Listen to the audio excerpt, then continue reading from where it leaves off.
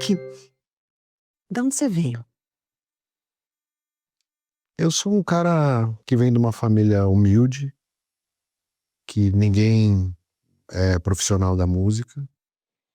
E minha mãe era costureira, uma família muito pobre. Meu pai era comerciante, mas eles nunca foram casados. Eu vim por um acidente e, assim, na minha infância tive uma influência muito grande do que a minha mãe e um tio meu, que era como se fosse um irmão mais velho, ouviam, que era música boa. Minha mãe tem um gosto maravilhoso para música, e esse meu tio também. Ele era mais pro rock, ela mais pra MPB, e eu me criei no meio da música sem ninguém ser profissional. Mas eu acho que eu vim da música. Então, assim, da onde você veio, eu conto para você assim um pouquinho da música, porque eu não existo sem a música, né? Então, assim, a música na minha vida, ela é tudo, assim, é a minha terapia, é onde eu fujo. Quando eu preciso resolver alguma coisa, eu vou pra música. Então... Você lembra da música na tua infância? Você lembra disso? Lembro de todas, lembro de várias, lembro de muitas, lembro de... Em que contexto que você lembra? Eu lembro de estar no fundo do quintal da casa onde eu morava, tinha uma lavanderia, assim, uma lavanderia que não era fechada, era aberta, e que esse meu tio Flávio, montava uns instrumentos, porque os amigos, eles iam lá, tinha uma banda, não era uma banda de garagem, porque a casa não tinha garagem, era uma banda de lavanderia. E eu ficava ali com eles e eu fui aprendendo a tocar bateria ali com... Eu lembro da música nesse contexto. Lembro também que tinha um piano na minha sala. Tinha um piano desses antigos, assim, de armário, um piano simples, e que eu ficava tentando tocar. E a música tinha um contexto do quê? De afeto, de união? De receber as pessoas? Eles ficavam felizes? O seu tio estava feliz quando ele recebia essas pessoas? Eu acho até que as pessoas na minha família só ficavam felizes quando tinha música. Ah, é? Era o único momento. A minha vida foi muito conturbada de criança, assim. Muito difícil, assim. Muita briga, muita confusão, muito... Mas, assim, a música era o que todo mundo gostava e de alguma maneira fazia bem ali, e todo mundo tinha a música como, tipo, tudo era música. É Bom, difícil explicar a isso. música era a salvação, então. A música é ainda a salvação. Não só era, como é ainda, né? Eu tô pendurado na música hoje por vários problemas que eu tenho, eu tô pendurado na música. Eu tô pensando que, você foi falando, fiquei imaginando a música como um colo, como um refúgio. É totalmente isso. A música sempre foi o maior refúgio, e eu acho que, assim, entrando já um pouco na minha carreira profissional, a música me trouxe um aprendizado muito grande de pessoas, né? Assim como acho que você que é terapeuta, mas eu acho que eu, como produtor, músico, empresário, assim, eu sou muito próximo das pessoas. Eu aprendi a ler as pessoas muito mais do que quem não tem essa relação, né? E aí, assim, depois de tantos anos, eu percebi que eu criei uma situação para mim que é maravilhosa, mas que, de certa forma, hoje eu estou vivendo uma dificuldade. Porque a música, assim, eu me construí para fazer música, para ser o cara da música. E eu acho que hoje a música não tem tanta importância na vida das pessoas. Então eu tô meio sem chão nesse momento, assim, de mundo, né? Porque, tipo, pô, eu fiz isso a vida inteira e agora nem sei se serve mais para alguma coisa, entendeu? Voltando um pouquinho. Essa música era o refúgio, era um momento de respiro diante de uma dinâmica difícil que você vivia. E quando foi que você entendeu ali que você poderia mergulhar um pouco mais nisso? Que ali poderia ser um lugar interessante e que funcionaria com você? Então, eu sempre tive um sonho, né? O sonho nasceu assim, eu tinha 5, 6 anos. E eu lembro de ver, assim, em alguma televisão, os shows do Queen, do Kiss. E aí eu lembro de ver esses caras, assim, Black Sabbath, eu lembro de ter visto um Alice Cooper, que teve um show em São Paulo nos anos 70, teve um show do Alice Cooper. E eu lembro dos meus tios mais velhos contando que o show foi assim. Então, assim, ali eu já meio que idealizava, tipo, eu quero fazer isso. Eu quero estar nisso, né? Você não tinha muito bem formado o que você faria, Não, eu não sabia. obviamente, né? Porque Eu não sabia o quê, mas eu acho que foi. quero estar lá, né? Mas foi muito cedo, Tá. Foi muito cedo. Que conexão, né? Mas eu acho que as pessoas que eu trabalhei, que eu trabalho, e que eventualmente fazem sucesso, são iguais a mim. Tipo, quem nasceu para fazer música, eu sempre acho que é um planeta, sabe? Assim, a gente vem de um planeta tal ali. E todo mundo é igual. É uma espécie. E todo mundo é igual. Tá. Não é uma coisa assim. E você acha que difícil. está entrando em extinção? Eu acho, assim, não acho que está em extinção as pessoas, mas eu acho que a gente está passando por uma transformação muito grande, que assim, essa transformação ia acontecer de qualquer forma. Tá. Então, antes da pandemia, eu percebia que eu vinha me adaptando a muitas situações, eu me reinventei muitas vezes, e eu vinha me adaptando para trabalhar menos, fazer algumas coisas mais distantes, não ser o cara do dia a dia, sei lá, como produtor, como cara de gravadora, como... Só que aí veio a pandemia e tudo acabou. Na pandemia, o meu trabalho foi praticamente pro zero. E quando voltou da pandemia, nunca mais voltou igual. Então, assim, eu acho que o processo, ele ia acontecer, mas eu tenho 55 anos hoje, mas talvez com 60, esse processo ia estar... Você acha que acelerou? E acelerou com certeza. Acelerou e me deixou meio perdido, assim. Então... O que você sentiu? Puta, eu sinto um mix assim, às vezes de tristeza, assim, de pessimismo, que eu não sou. Eu sou um cara super otimista, tipo, às vezes eu me vejo pessimista com relação à música. E aí, eu tô usando isso pra encontrar os novos desafios, né? Mas me pegou de surpresa, não era o momento que eu queria esse desafio, entendeu? Era um momento que eu queria mais tranquilidade. Quando você fica triste, como que você age? Putz, eu disfarço bem, eu acho. Eu não sou um cara que... Você não procura ajuda? Assim, por exemplo, um colo,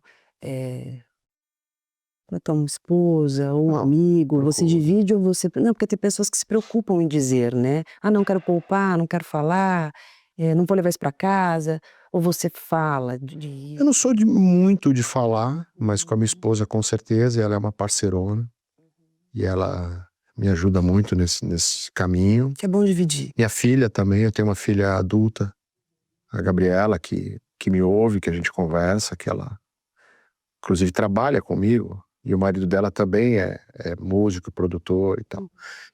Então assim, eu tenho Você tem uma rede, né? uma forma de falar, mas não falo muito. Não tanto quanto eu fico triste. Ultimamente eu tenho ficado mais triste e falado pouco. Porque não adianta, né? E tem coisas que são muito nossas, né? Assim, é aquela coisa, né? A gente tem que resolver dentro da nossa cabeça as coisas, né? Eu já resolvi muitos problemas, assim, muitas situações trágicas dentro da minha cabeça por mim mesmo. Então, eu acho que me acostumei e vou resolver mais essa também. Como você definiria essa dor de hoje, por exemplo? Se o médium perguntasse assim, aonde tá doendo? Me conta da sua dor. Você diria o quê? Eu acho que é uma dor... é uma dor, assim, existencial, né? É uma dor de perda, principalmente de perda. Não sei se eu tô vivendo um luto, porque não acho que a música não acabou, né? Pra mim não acabou, mas a minha função eu sinto um pouco que acabou. Então, acho que é uma dor de certa forma, de luto, assim, de perda. Mas é confuso. É confuso. Você acha mesmo que a sua função acabou? Então, eu tô questionando isso. Que bom. Eu não sei. Que bom que você está questionando. Eu não sei se acabou. Mas às vezes eu tenho a impressão que acabou. É quando eu fico triste. E muitas vezes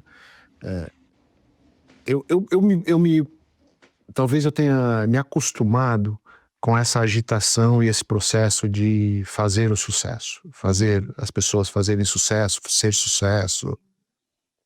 E agora que a coisa tá diferente, para você fazer sucesso, eu preciso fazer uma coisa que eu não quero fazer, que é diferente de música.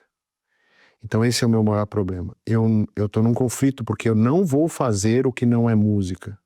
Então eu sou como se fosse uma resistência. Mas eu sinto que tá difícil, porque eu tô um bambu no meio de uma ventania, entendeu? Então vai ser difícil, eu não vou quebrar, não vou, mas dobra bastante. Tem muita. O que que você mais gosta que você trabalhou tanto em si e desenvolveu em si? O que você mais gosta em você, que você sabe que foi trabalhado, suado e se tornou um diferencial? Com certeza a qualidade, a minha capacidade de tirar o melhor dos artistas e de fazer música bem feita. Em todos os sentidos. Eu me preparei muito.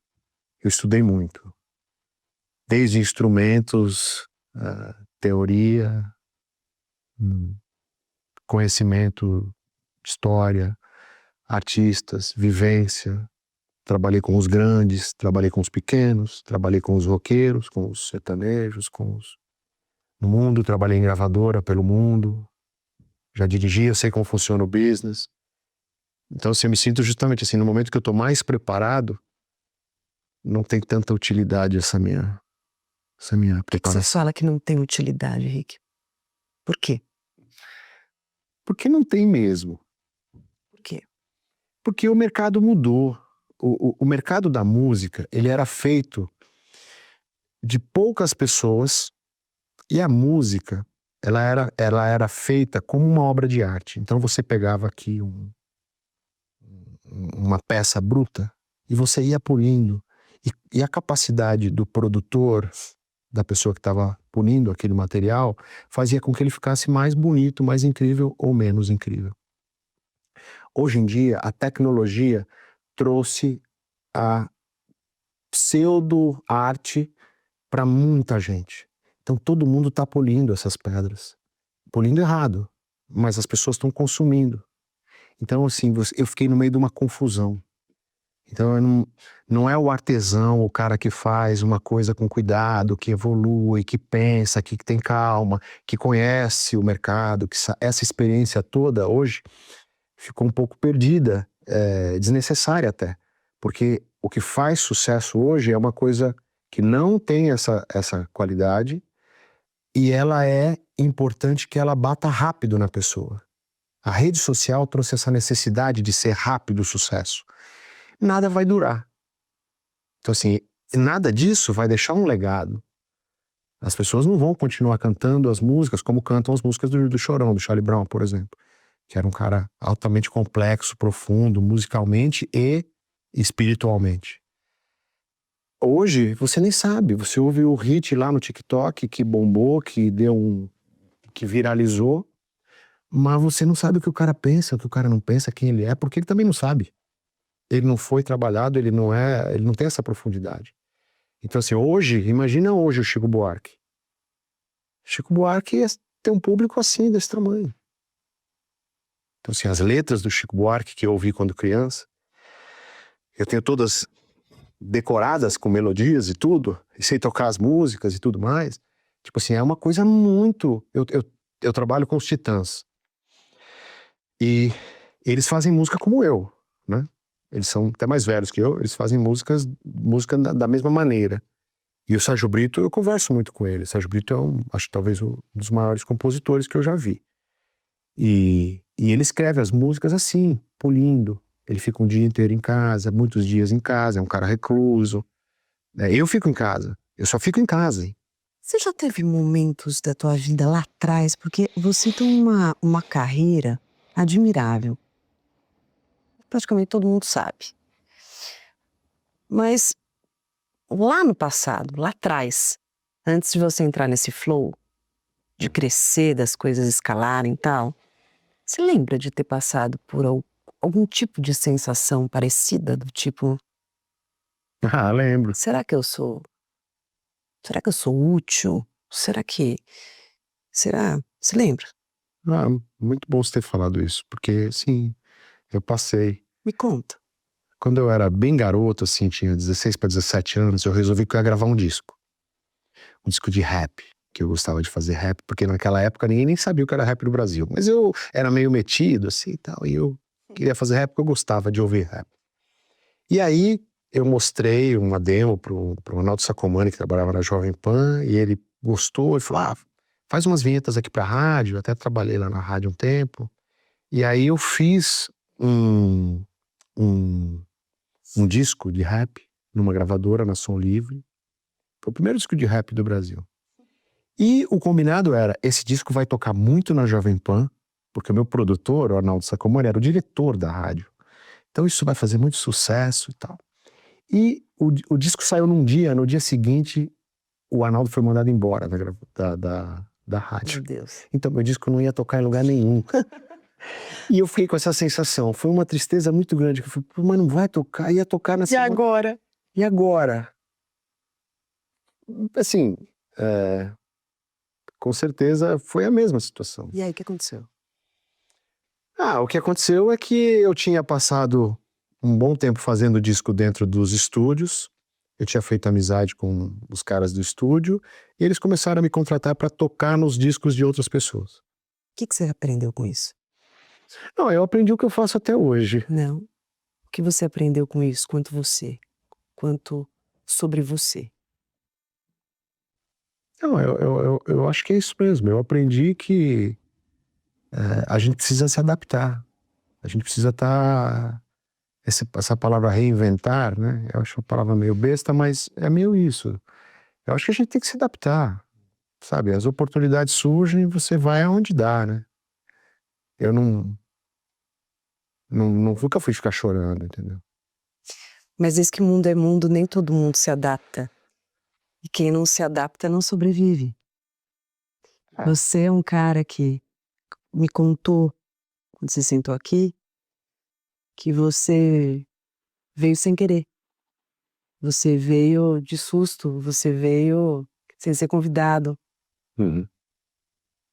Olha como, desde sempre, é você com você.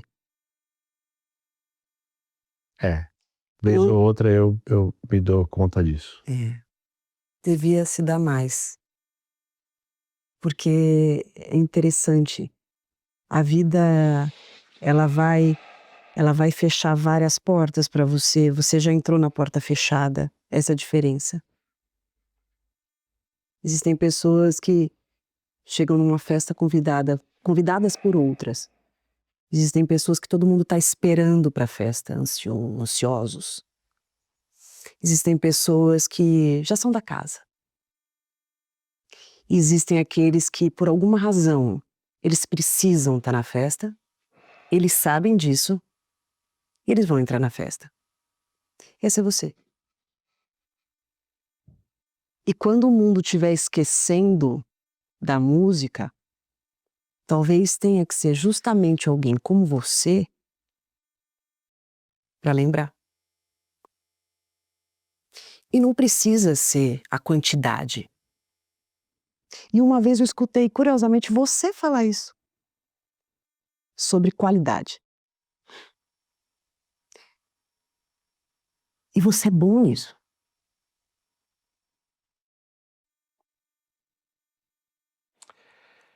Então, hoje eu tenho uma visão de que,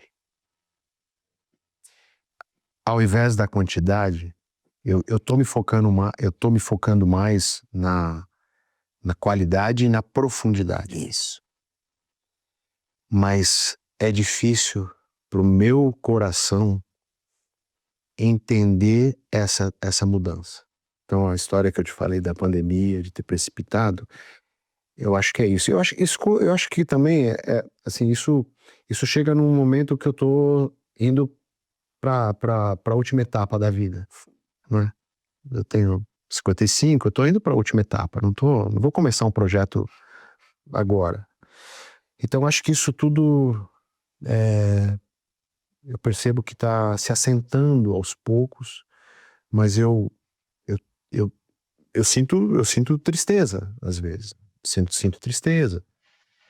Mas como eu te disse, assim, eu não sou um cara pessimista. Eu não acho que vai dar errado. Eu sei que vai dar certo. Eu só preciso encontrar aonde eu vou ser feliz nesse novo momento, nesse novo lugar. E a tristeza, eu acho que ela é legítima, né, Rick? Diante de uma forma de funcionar, de olhar. Eu acho que você tem todo o direito de sentir. Mas eu não. Apesar de eu entender isso, eu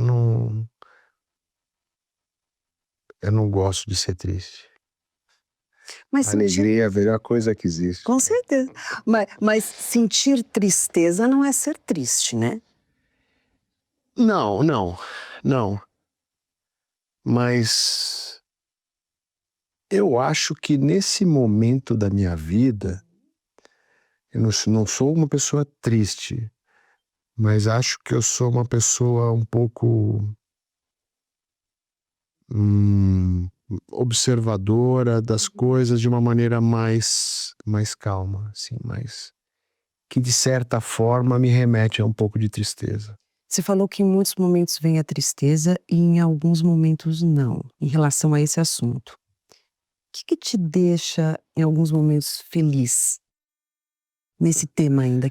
Tem hora que você fala, lá, que bom. Tudo bem que não tá sendo a maioria. Na hora que eu tô tocando. É? Na hora que eu tô tocando. Prazer, felicidade, alegria, entusiasmo. Pra mim, assim, fazer música é um remédio pra tudo. Fazer por fazer. O problema é quando... Porque assim, sempre teve dois Rick, né? O Rick artista e o Rick do business. O Rick do business só existe para esse aqui sobreviver. Eu sempre fiz o business para continuar fazendo música. É mesmo? Meu medo era não poder fazer mais música. Então eu fazia o business, eu dava um jeito, inventava uma gravadora, ia trabalhar num lugar, arrumava uns caras para produzir, investia, desinvestia, para poder continuar fazendo música. Então, eu acho que esse cara do business, ele cansou. Ele meio que tá aposentado. E ficou só o Rick mais artista. Então eu tenho uns altos e baixos mais frequentes e mais sentidos. São os altos e baixos que eu presto atenção, porque o cara do business resolveria o problema do artista. O cara do business, ele é mais racional, mais funcional, mais lógico. Ele arruma um monte de projeto e vamos aí. Mas eu não quero qualquer projeto mais. Eu já fiz coisas que eu fazia pelo business, mas hoje eu não quero mais fazer. Eu já fiz muitos. Eu comecei muito cedo, assim. Eu tenho essa sensação de que eu já vivi muito na música. Outro dia encontrei alguém, não sei quem foi, que falou assim, pô, seu Rick Bonadinho, você é o cara da música, né? Mas você sempre esteve na música. Foi como assim, sempre estive? Eu sempre ouvi você continua aí, você sempre... Tá? E era um dos meus objetivos, assim, sabe? Tipo assim, eu preciso ficar. Sim. Quando os Mamonas morreram, além da tristeza de ter perdido meus amigos, do trauma, Nossa. eu sofri um monte de coisas e sofro até hoje por causa disso. E por causa disso, eu pensava, eu não posso ficar só nesse acerto. Que era uma mistura de acerto, amigo, projeto, de vida, tudo. Mas eu preciso fazer de novo. Eu preciso conseguir me levantar. Porque num dia eu era empresário, produtor da banda de maior sucesso no Brasil, Nossa. e no outro dia eu não era nada. Eu tinha um estúdio de fundo de quintal na Serra da Cantareira, onde o avião bateu muito próximo, coisa de 1 quilômetro do meu estúdio, muito perto. E assim, era estaca zero de novo. Zero. Começar de novo. Você deprimiu? Eu tive síndrome do pânico. Teve. Olha, eu não vou dizer pra você que eu deprimi, eu vou dizer pra você assim, eu tive tudo. Eu tive transtorno do estresse pós-traumático. Que isso eu fui diagnosticado há uns 15 anos atrás. Mas, porque na época não se falava nisso. 95, né? Você lembra dos sintomas que você teve de reação? Eu lembro. Primeiro eu tive tristeza, muita tristeza. Você conseguiu trazer pra fora? Não. Não. Não o suficiente. Um pouco, né? Você segurou. Tinha que resolver, né? Devia ter 500... Muita coisa pra resolver, mas teve uma mistura, assim, tipo, um pouco de tristeza, um pouco de desespero até, de não saber o que fazer, e depois aquela coisa de eu preciso fazer de novo, então eu engoli tudo isso. Mas eu lembro que eu não conseguia andar de carro, não conseguia andar de avião, eu tive síndrome do pânico muito feia, muito feia. Então assim, eu sentia muita dificuldade para respirar, eu não dormia. Puta, Pamela, foi uma época bem difícil, assim. Demais. E eu tinha que continuar fazendo as coisas. Mas você se tratou na época? Olha, eu tratei, mas não existia... Porque naquela época não se falava como se falava. Não se sabia o que era síndrome do pânico. Pois é. Tava começando a se falar sobre isso. Não, muito pouco. Eu lembro que o meu médico era o Dr. Vladimir Bernick. Isso quem é? Ele é de uma família, tá vivo ainda e tal. Ele tentava fazer auto-hipnose comigo, não adiantava nada. Eu era um cara muito agitado, um cara do estúdio, escrevia um monte de música ao mesmo tempo. Você tava E virei empresário. pleno voo. E tinha ganhado um monte de dinheiro. Eu tinha ganhado um monte de dinheiro. Um monte de dinheiro. O Mamonas durou 1 ano, mas a gente ganhou muito dinheiro. Claro. E eu era muito jovem, mas eu lidava bem com o dinheiro. Não era uma coisa assim de se perder, não era Do isso. céu ao inferno, assim, né?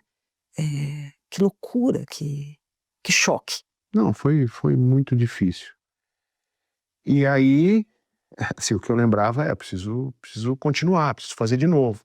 E daí que veio o cara do business. Tipo assim, eu tinha conhecido muita gente, aí comecei já a fazer outra banda. Eu falei, se eu fizer outra, como meu estúdio funciona. Se meu estúdio funciona, eu posso produzir, eu posso fazer música. Quando a vida te dá esses sustos, eu acho que esse não deve ter sido o único, com certeza. Não. E é só olhar pra você e sentir que você tem uma essência sensível e que a vida te obriga a endurecer, a racionalizar, a fazer, a agir, a ser o cara do business. Isso por mais que dê certo, porque você tem um lado teu que tá acostumado também a tocar, tem uma parte também que machuca, né? Não, com certeza, eu sou muito mais frágil do que forte. Embora pareça o contrário. O que você chama de frágil? Sensível, sentido. Sensível sentido, você acha frágil? Sou. Não sei. Acho que não é? Eu acho que não. Aliás, eu acho que é justamente essa faceta sua que faz você ser quem você é no que você mais ama. Porque você consegue mergulhar e você consegue enxergar e você consegue perceber e alcançar a essência disso. Por isso que você se dói. Porque é como se você se sentisse só na percepção de algo que tem valor extremo. E fica meio se sentindo sozinho na causa. Isso é força. Isso não é fragilidade. Eu tenho uma sensação de ser fragilidade. Eu sei. Talvez pela minha criação, talvez. Na sua criação, sensibilidade emoção era associado a algo frágil? Era pelo meu pai, sou pelo lado do meu pai, que era um imigrante italiano, aquela coisa antiga, cresceu na rua. Então tinha um certo preconceito, assim. Mas eu, pra te falar a verdade, assim, eu observo tanto as pessoas e até mesmo a sociedade, a medicina e as terapias e tudo, assim, que em alguns momentos eu acho que, assim, essas coisas todas, elas são paliativas. É. Às vezes eu acho que são paliativas, são coisas assim, meio tipo, quase consolos para as coisas que a gente não conseguiu resolver, sabe? Difícil, né, de entender isso, né? Eu entendi. Eu olho tudo assim um pouco de descrente, sabe assim? Depois de tanta coisa. Tipo, na minha vida já morreu muita gente, já veio gente, já foi. As pessoas vêm e vão. Tipo, ninguém tá preocupado com muita gente, assim. São poucas as pessoas que estão realmente a fim de estar com você. E isso deixa um certo descrédito, né, na gente. E aí me fez chegar no momento que eu decidi que eu vou ser muito, muito legal e 100% com as pessoas que eu escolher. Isso é um dos motivos que te faz ser tão dedicado e tão inteiro com a Eva, por exemplo? Ah, com certeza. Com certeza. A Eva é uma das pessoas, obviamente. Você notou a importância de estar inteiro com aqueles que você entende que realmente valem a pena? Assim, eu acho que demorou. Eu sempre fui um cara inteiro. Eu nunca fui um cara raso, assim. Eu sou bastante profundo e disponível para as pessoas que eu amo. Sempre foi? Sempre. Sempre fui. Sempre fui. Porque eu não tinha isso. O quê? Ninguém à disposição meu, pra mim. Você diz na tua Ninguém origem? disponível Na pra tua mim. origem? Na minha origem. Ninguém tava muito ligando pra mim, assim. E essa coisa de eu estar disponível sempre foi uma coisa que eu falei assim, eu faço muita coisa ao contrário dos meus pais. Principalmente do meu pai. Meu pai tinha muita coisa que eu não gostava, que era, tipo, pra mim um defeito muito sério. Imagina, o cara, imigrante italiano, comerciante, fazia umas coisas erradas. Eu falo, não é isso, não é assim. E aí você começa a desenvolver, às vezes o contrário, né? E hoje eu penso dessa maneira. Por que você acha que você fez o contrário? O quê? Por que você acha que você Por fez o quê? contrário? Porque eu achava errado. Porque eu achava errado, eu não gostava da forma como ele agia. A forma como ele era duro comigo Ele era duro? é muito, e não era bom. Ele era bravo? Não sou bravo. Não, ele era bravo? Era bravo, mas não só bravo, era difícil, era um cara complicado. Minha mãe também é difícil, complicada. Tudo, sabe? Eu acho que quando a gente é pai e mãe, a gente não tem que ser complicado para os filhos. A gente tem obrigação de ser legal, de facilitar a vida dos filhos. Não, por que você tem um filho, então, se você vai complicar a vida dele, se você vai ficar enchendo o saco do moleque? Claro. Sabe, eu tô falando de uma maneira simples, uma coisa que eu acho, tipo, um absurdo. E eu acho, pra falar a verdade, eu acho uma merda esse papo de que, tipo, mas você é um ser humano e você tem que respeitar a sua vontade, apesar do seu filho? Eu não curto muito essa ideia, não. Eu acho que assim, você fez o filho, assume a sua responsabilidade. Se você é uma pessoa que vai causar problema pro seu filho, não tenha filho. Você tem que ser legal com o seu filho. Tô dizendo tudo isso porque, tipo assim, eu cheguei a essa conclusão. Eu falei assim, meu, eu tenho um filho que tá na Austrália, que eu sou louco por ele, que é o Léo, ele tem 24 anos, que ele tá perdido, tava perdido, agora tá se encontrando, mas tava perdido por causa da idade. Eu faço qualquer coisa pra ele. Eu faço o que ele quiser, eu ajudo ele, eu sou parceiro, eu faço o que ele precisar, converso, blá, blá. Às vezes a gente tem umas brigas, óbvio, né? Porque 2 caras assim, né? 2 caras é difícil, né? Mas as meninas não brigam. A Gabriela e a Eva, zero briga. Tipo, a Gabriela, eu tive a obrigação de dar uma educação como o Leonardo, né? Assim, então, dizer isso é certo, isso não é certo, isso pode, isso não pode. Não é ser bobo, eu acho que isso sim. Mas você tem que ser legal. Você tem que ser legal. Assim, acho que a coisa que eu mais aprendi na vida, com a música e com a minha vivência, foi assim, as pessoas que merecem, você tem que entregar 100%. Eu fiquei pensando aqui que, primeiro que você me emocionou muito com essa fala. E aí eu fiquei com vontade de te propor um exercício. Primeiro, eu admiro muito as pessoas que não tiveram e encontram meios de dar, de ser, de reparar através das próprias ações aquilo que faltou. Eu acho isso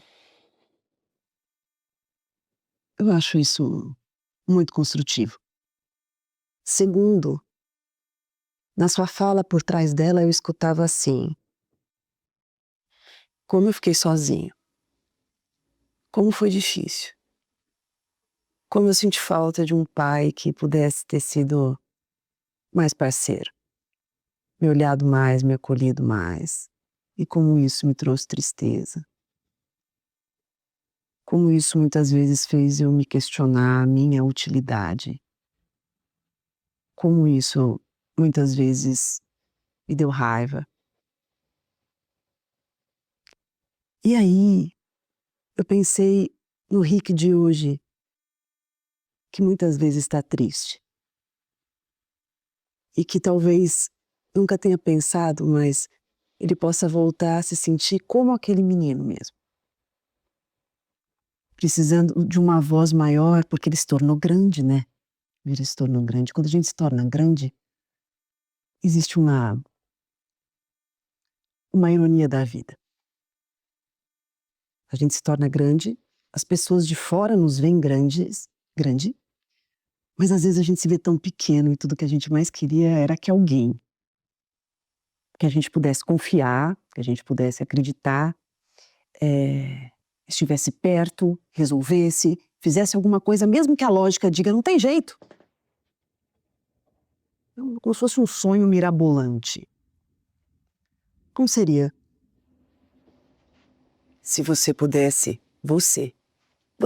o Rick do, do business, pudesse chegar para esse menino que muitas vezes fica em dúvida, fica inseguro, fica triste, fica sem saída. O que ele poderia fazer e falar? Você é bom nisso. Você me disse que você é bom para olhar para as pessoas, que você é bom para perceber as pessoas. Você levanta as pessoas, você percebe, você reconhece os dons delas, você dá saída para elas. Quantas vezes você ajudou essas pessoas quando elas queriam desistir de tudo? Você não sabe, mas eu já atendi pessoas que você, talvez você saiba, que você ajudou muito, que você Não sabia. fez muitas coisas em momentos delas muito difíceis. Que você foi lá e você é daqueles que vai de madrugada, liga à noite, vai de manhã, vai encontrar, para aí que eu vou até aí, você é esse cara. Como seria se você fizesse isso com esse Rick, que tá triste, que muitas vezes questiona, que acha que tudo que qualquer um fala, é só paliativo, não adianta nada. O que você falaria para ele?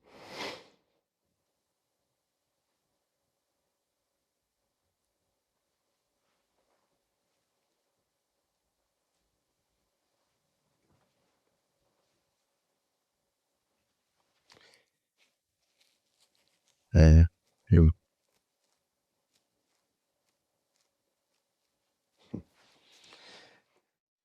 É difícil isso, Pamela. Você tá enxergando ele? Não muito. Não. Não de fora. Não de fora. Esse é um exercício bem legal, mas eu não tô preparado para ele ainda. Não tô vendo, eu não sei o que falar para ele agora. E se você não falar nada pra ele? E se você ficar só mais perto dele? É uma boa ajuda. Você sabe que... É uma ótima ajuda. Você sabe que... É o que ele tá precisando. É. Eu acho que talvez ele já tenha escutado demais. E talvez ele precise só de alguém perto desse Rick. Esse pedaço dele perto. Com certeza. Perto, junto, assim. Eu vejo a sua dor. Eu tô entendendo a sua tristeza. Eu vejo a lógica de tudo isso. Até concordo com você em muito do que você tá sentindo. E eu tô aqui. Às vezes a gente precisa lembrar que a nossa parte mais forte, que a nossa parte mais racional, que a nossa parte mais lógica, ela tá com a gente. Só perto mesmo. Sentando perto, sabe? Quietinha. Às vezes é o melhor, né? Que a gente pode fazer pela gente mesmo. Você acha que dá pra você ficar pertinho de você? Dá. Dá. E é uma... Eu acho que é a única coisa que eu tenho pra fazer. É grande. Sim, mas eu digo... É a única coisa que pode dar certo. É. Estar presente com a gente é grande. Às vezes a gente fica desconectado de nós. Às vezes a gente se abandona. Às vezes a gente não percebe. Mas é como se nós estivéssemos automaticamente funcionando na vida, seguindo o checklist da rotina, do que tem que fazer, pagando as nossas contas, fazendo o de sempre, mas desconectado com a gente, distante da gente.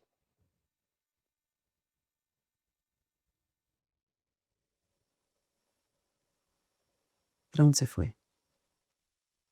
Me observando se eu tinha feito isso. Se eu tinha desconectado.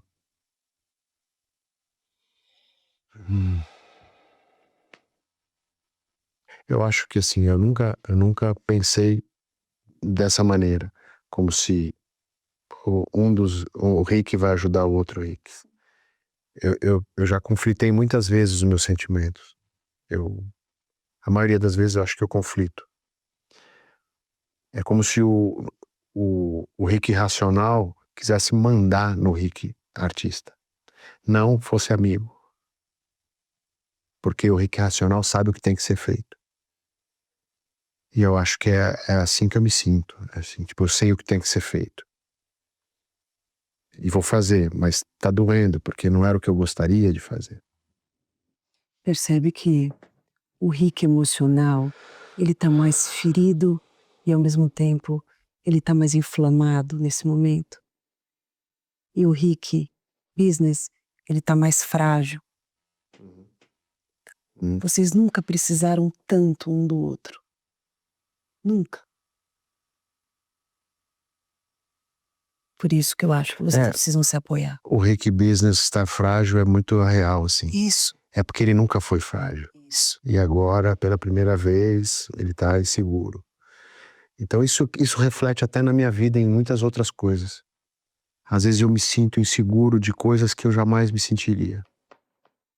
E se a gente pensar que até hoje você considerou o Rick business e o Rick emocional, o Rick da música, como se o Rick business fosse aquele que dominasse, o mais mandão, o mais prático. E agora que ele tá mais frágil, que ele tá um pouco perdido, Esse Rick aqui que tá triste mostra uma possibilidade de fusão. Eu acho que é um momento que você consegue perceber o quanto essas duas facetas precisam estar integradas. É como se não sustentasse mais a ideia de um ser maior ou ter que dominar o outro, mas os dois estarem juntos, como nunca estiveram, porque os dois são uma coisa só.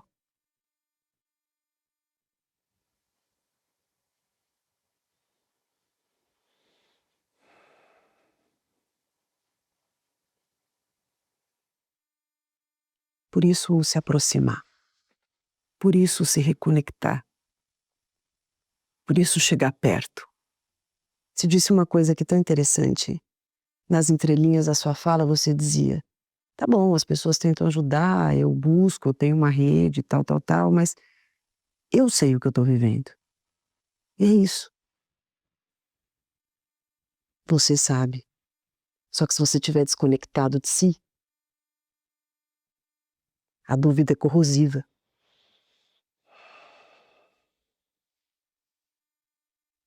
Ninguém pode ser mais forte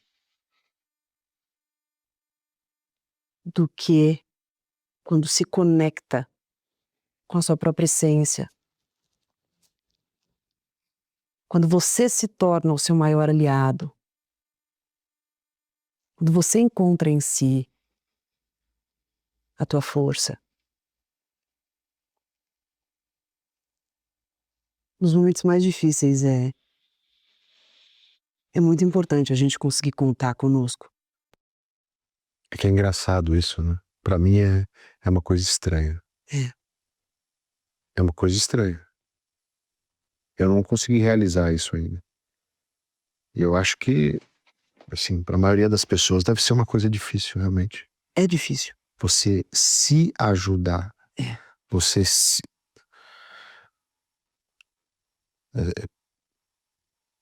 É mais fácil colocar na pessoa que ajuda as outras pessoas. É. Você é bom nisso. É, mas não em me ajudar. Sim. É. Essa é a minha dificuldade agora.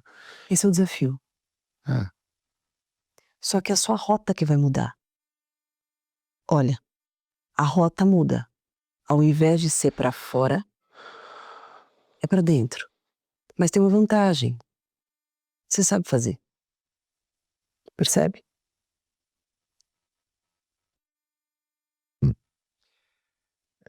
só tem uma coisa interessante nisso.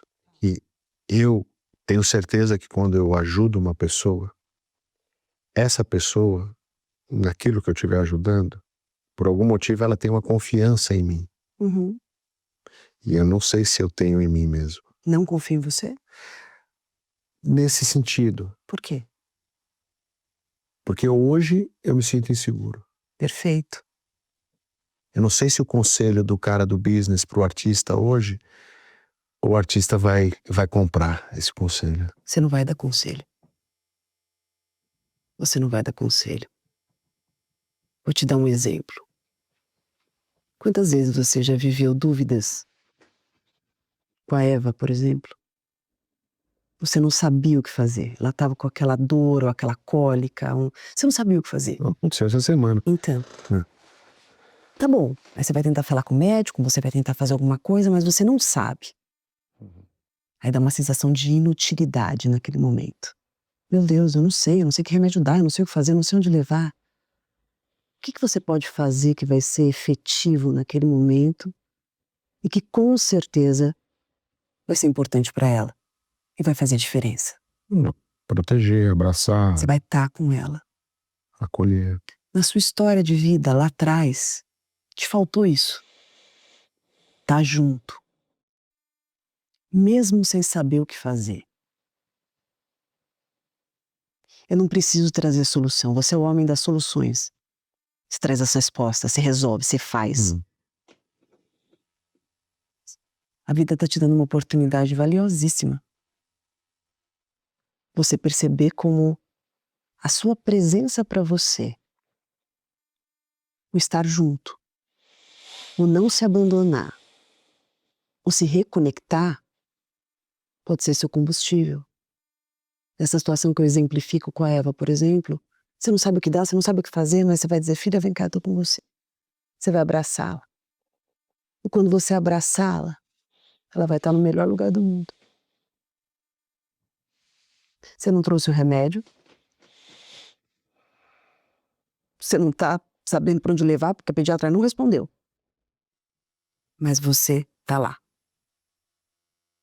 E isso já pode curar. E isso já pode remediar. E isso pode ser o suficiente. Isso dá pra fazer. Tira uma carta pra mim. De onde você quiser. Pra mim não, né? Pra nós.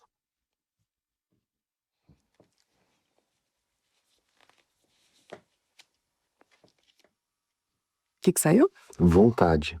Gente, como essa carta sai. É impressionante. Vontade. O que vem na tua cabeça? Vontade? É. Vontade de realizar. É. Que bom. Ainda tenho muita vontade de realizar. Que bom. Percebe? Quando você se conecta com você, você revitaliza a tua força. Não importa o quão difícil seja. O mais importante é que a gente continue a fazer aquilo que a gente acredita, mesmo quando todo mundo for contra, mesmo quando a gente for minoria. Isso é uma certeza que eu tenho, Que bom, que eu vou continuar fazendo. que bom.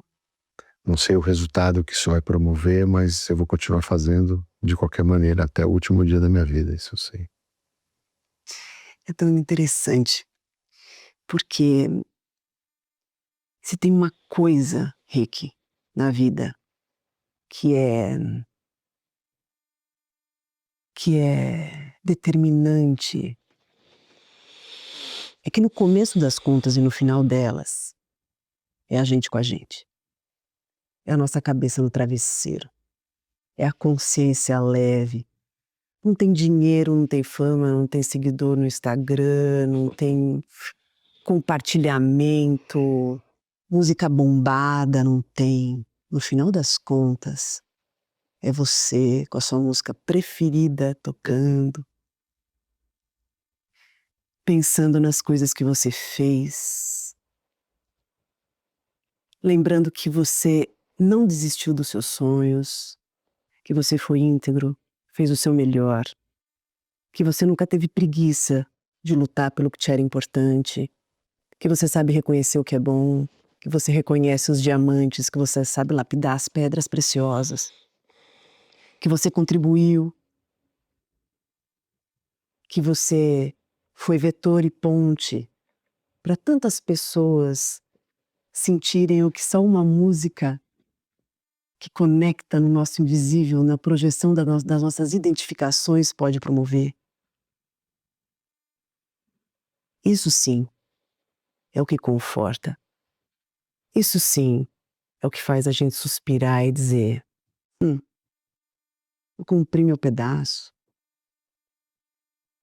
E enquanto eu estiver aqui, eu não vou abrir mão dele de jeito nenhum. Te faz sentido?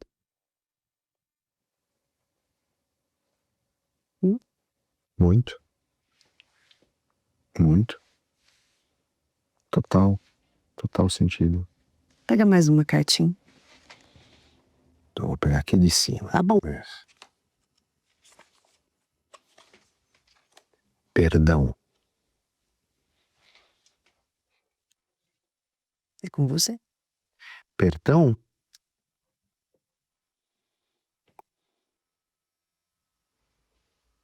Esse tema é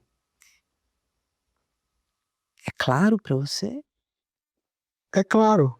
Assim, eu tenho uma relação boa com o perdão. Tem. Tenho. Eu não sou uma pessoa de guardar mágoas e nem gosto que guardem. Porque eu acho que tudo é tão pequeno, no final das contas. Você se perdoa? Ah, me perdoa. Sabe por que eu te perguntei? Porque isso foi uma das coisas mais profundas que eu trabalhei na minha própria terapia. Porque nós, muitas vezes, somos tão tiranos conosco, a gente se exige tanto, que às vezes a gente poupa todo mundo, perdoa todo mundo, mas esquece de se poupar e de se perdoar.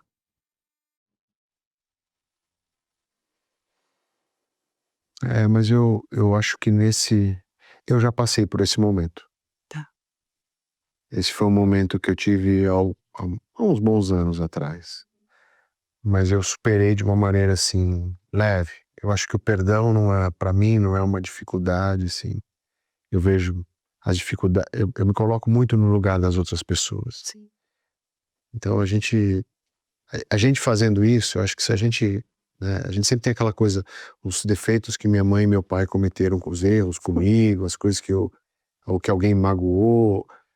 Mas se você entrar na vida da pessoa, você vai ver que teve um motivo, que não é uma coisa tão importante, que tem algo mais importante do que essa mágoa e tudo. Então, assim, eu perdoo, sim, com tranquilidade, eu E isso diria. deixa a tua vida fluir melhor. Deixa muito. Eu já aprendi isso, que bem jovem, que perdoar é o melhor caminho para você ser feliz. Libertar, né? Você perdoa a pessoa, é bom pra gente, pra você. Tira o peso. Não, isso daí, Tira a última carta, acho que pra eu entender o que esse baralho quer te contar.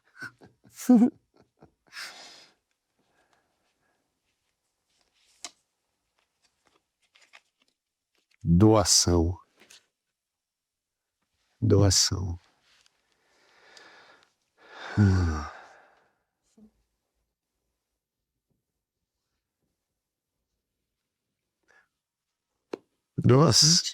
Doação é interessante, né? Interessante. Interessantíssimo, assim, porque é bem inesperado, tá?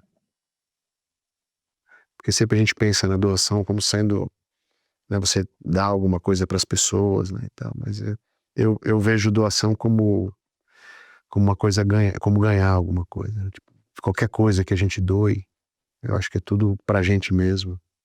No final das contas é um, é um ciclo da natureza, né?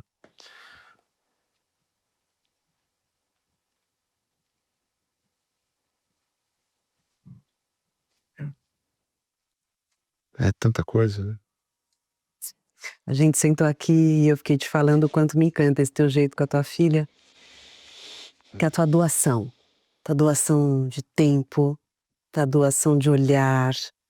E você falou, esse meu momento de vida, que eu resolvi priorizar, enfatizar mais a presença, estar junto. É muito curioso, Rick, como a vida, os seus variados momentos, nos obriga a repensar as prioridades. Aonde a gente vai colocar cada uma delas? Em que lugar? Talvez seja justamente esse teu momento de maior doação para você. Porque tiveram tantos momentos em que você teve que correr pra caramba, que você teve que fazer isso, fazer aquilo e tal. E agora gozar mais das suas conquistas, estar mais com aquilo que realmente te importa. Interessante. Não, eu vejo também nesse momento como um momento de devolver tudo que eu recebi. Exatamente isso. Exatamente isso. Agora eu tenho uma escola de música, que não é um business, é um propósito. É o propósito de devolver tudo que o mundo me deu. Assim, eu sei que a música, para as crianças, para os mais jovens, é uma salvação, é um caminho. Ainda mais nesse mundo que a gente vive, de telas e tanta coisa ruim, né, sendo apresentada, a música é um caminho bom. Então, assim, é uma forma de doar E eu quero doar, eu quero dar aula. Eu gosto de dar aula, eu tô dando aula e eu gosto de dar aula. Eu descobri isso, eu não sabia que eu gostava de dar aula, mas ao mesmo tempo eu descobri que eu sempre fiz isso, né? Porque meu trabalho era meio isso. E eu acho que essa doação, da mesma maneira que você faz aqui, né? Que é um templo que você... Quem que doa? Quem que doa, É, eu acho que quem doa é quem tem. isso. É. Essa é a sua utilidade. Você tem. E o mundo precisa aprender. Sabe por que eu faço esse espaço aqui? Que eu quero ensinar as pessoas que elas podem ser humanas. Parece óbvio, mas as pessoas estão esquecendo. Não é só a música Não. que está mudando tanto o conceito. A gente precisa lembrar o que é música.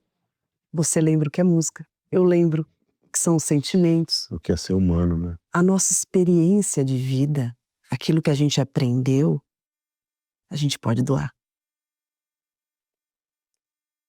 E eu vou te deixar uma mensagem aqui, nesse caderno. Com muito carinho.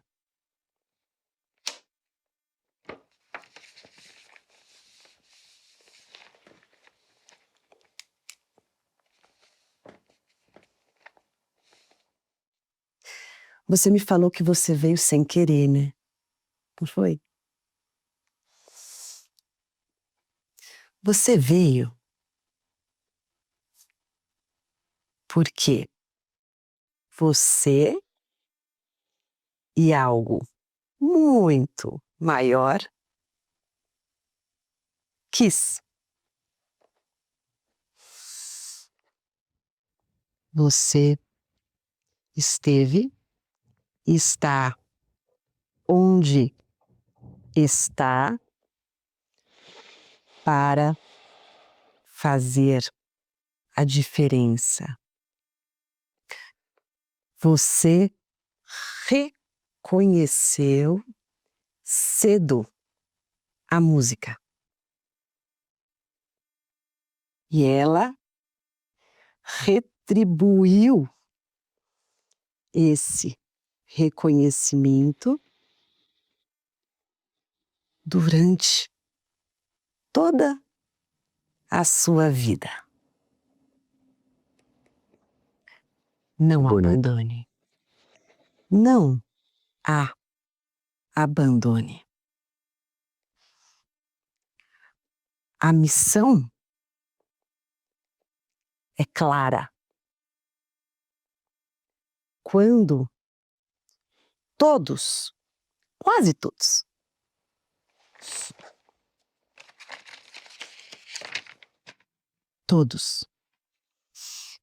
estiverem me esquecendo,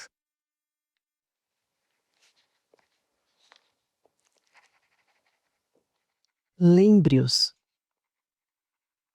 quem sou. Vou pôr em aspas. Quando todos, quase todos, estiverem me esquecendo, lembre-os quem sou.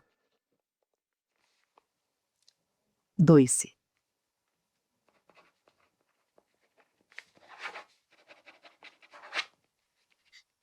Toda vez que você estiver triste. Muito obrigado. Leia. Adorei.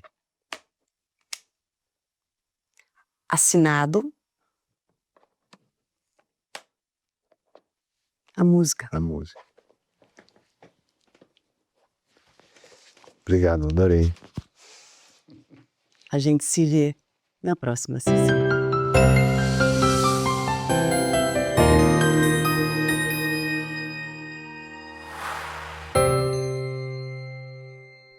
Deu vontade de fazer terapia, né? Então baixe agora mesmo o PCAP, meu aplicativo de atendimento psicológico, para você fazer a sua sessão de terapia a qualquer hora, de qualquer lugar. Temos milhares de psicólogos qualificados na abordagem do jeitinho que você quiser, prontos para te atender.